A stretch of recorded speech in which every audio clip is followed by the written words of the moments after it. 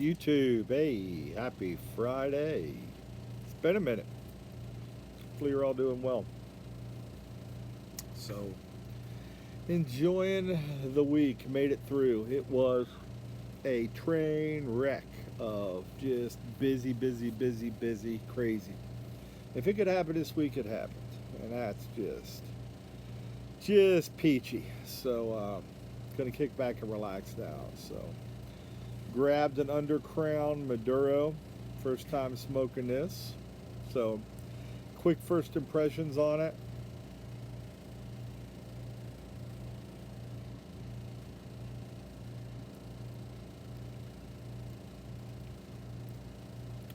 Really dark, kind of earthy, really like a coffee bean. Like if you ate a coffee bean, it's got that really kind of coffee, real strong coffee flavor. Just a slight sweetness with some spice, almost like it's almost like a cinnamon or something. Like it's trying to be sweet, but it's not sweet. If you know what I mean. So, very interesting cigar. I don't know a ton about them. Drew Estate makes them. I know they make. Some people say this is the under. Well, it's an under crown, but it's the stepbrother of the Liga series. It's not the Liga tobacco, but it's one notch down. Maybe. I don't know. I'm not a Drew Estate guy. I just got this in a sampler and thought I'd try it.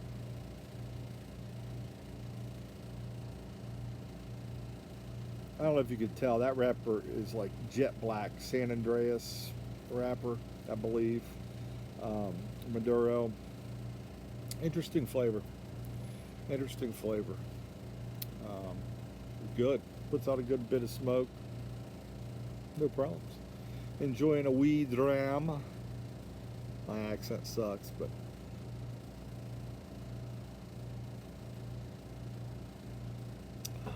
first time out with this too. I gotta tell you, I don't know about it yet. Lagavulin 16 and Isla single malt. Very different. You know me, I like my Highlands and my Space Sides. I like those sweet scotches. This doesn't have a lot of sweet. So, very, very peaty, oaky, and I can really pick up the iodine flavor. In fact, to the point it almost tastes medicinal to me.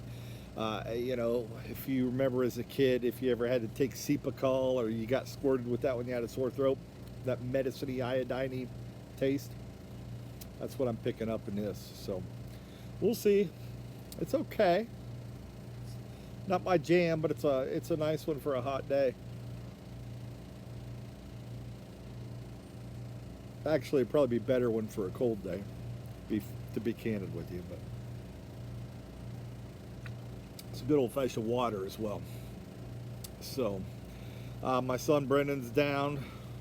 He's sitting across from me having a cigar, working on his work. Work never ends. He's manager now. With a logistics, pretty big world-renowned logistics company. So, uh, you know, getting a good taste of what those 60, 70-hour work weeks are like. Um, I remember those fondly. Still have them, just to a different degree.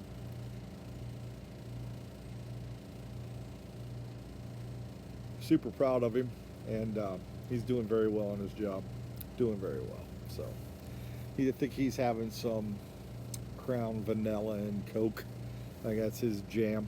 Uh, my buddy Whitey, Brian White, when he was down last week, drank all the Crown Apple that Brendan had stashed. So Brendan came down like, "Where's my Crown Apple?"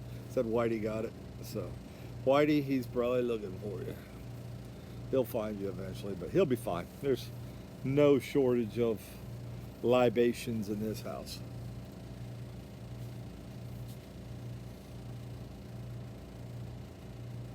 So the world's still on fire, and people just like to watch it burn. Like was the Joker and the air conditioner finally kicked off, so you can probably hear me a little bit better now. But well, what was the Batman movie where the Joker said, Heath Ledger Joker said, some people just want to watch the world burn, and I think that's where we are right now, because I think people just want to watch the world burn. just looking for an excuse and a reason to go out and do some crazy.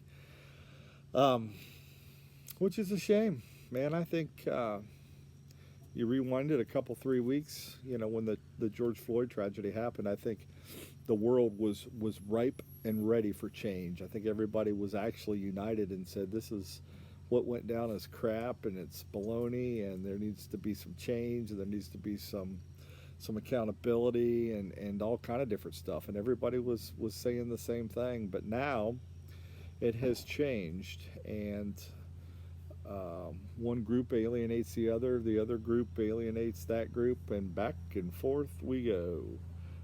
So nobody listens anymore to, you know, that's just what's crazy, man. Nobody listens anymore to anybody's opinion and respects it.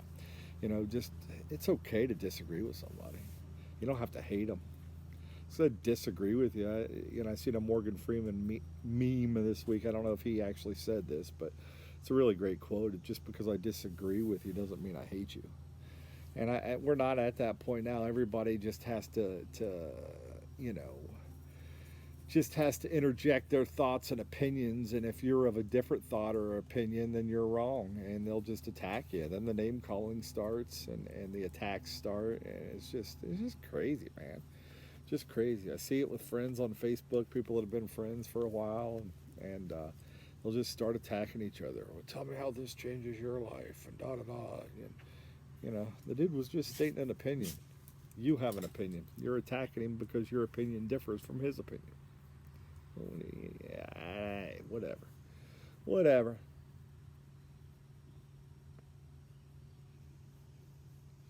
So we'll see what happens. It's very interesting. Um, I don't know if this is true or not, but the Chaz, the Capitol Hill, what's it called? Capitol Hill Autonomous Zone or something like that. The 6 block place that they took over in Seattle, you know, protesting police and big government and all that jazz. First thing they do is enact their own little police force and build barriers and blockades and walls so people can't get in. Wow. So the first thing you did was enact the very thing you're protesting, which is pretty ironic, don't you think? To quote Alanis Morissette. But I saw something. It had to be a hoax because it's just too funny not to be a hoax. But it basically said, well, we invited a bunch of homeless people to the Chaz and they stole all our food. So if we need food at the Chaz.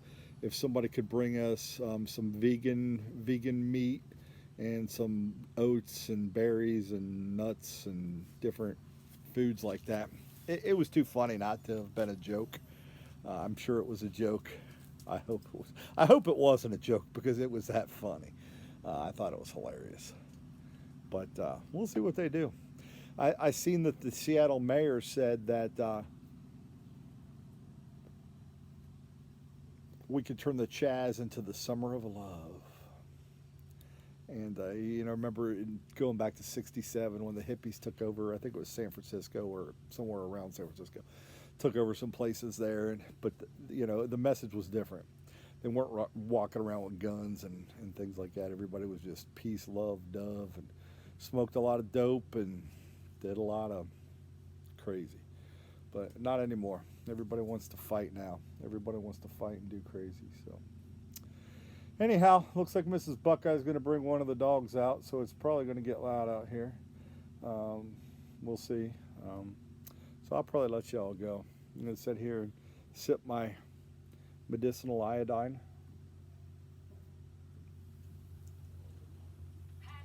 It's not bad. Different. Getting the taste down. It's different. And I know the camera's shaking. Brendan's doing his work on his keyboard, so the camera's but anyhow, folks, enjoy your day, enjoy your night. It's probably a 1 cigar, 1 or 2 dram kind of night, and then we'll call it a day because it's been that kind of week. So, but I wanted to check in with you. It's been a minute. Hopefully you're well. Hopefully you're not rioting or looting. If you are rioting or looting, be safe. Wear your mask. Wash your hands. Social distance during the riots and the loots. That's very important. Don't get shot. That's another. I would recommend not getting shot. That'd be good. Um, but do you? You know, if you want to get out there and get all crazy, just remember your actions don't free you from the consequence. If you get shot in the nards with a beanbag or a rubber bullet from the cops, or you get tear gas because you're doing something a little unsavory, hey, you probably had it coming. Um, don't go out and shoot people either. And if you're on the other side of the protest, don't do like that dude in Charlottesville and go run a bunch of people over either. You know, just let people do what people are going to do. But I don't know. We're pretty divided. It's going to be interesting. It's going to be interesting. So the the time and opportunity for change is probably now over. Too much division. You can't make change with that much division. You have to have a majority to make some change. And now people just out of principle, even though what happened in Minneapolis was wrong, very, very wrong. And you know, out of principle now people will not support change just because the other side says they should.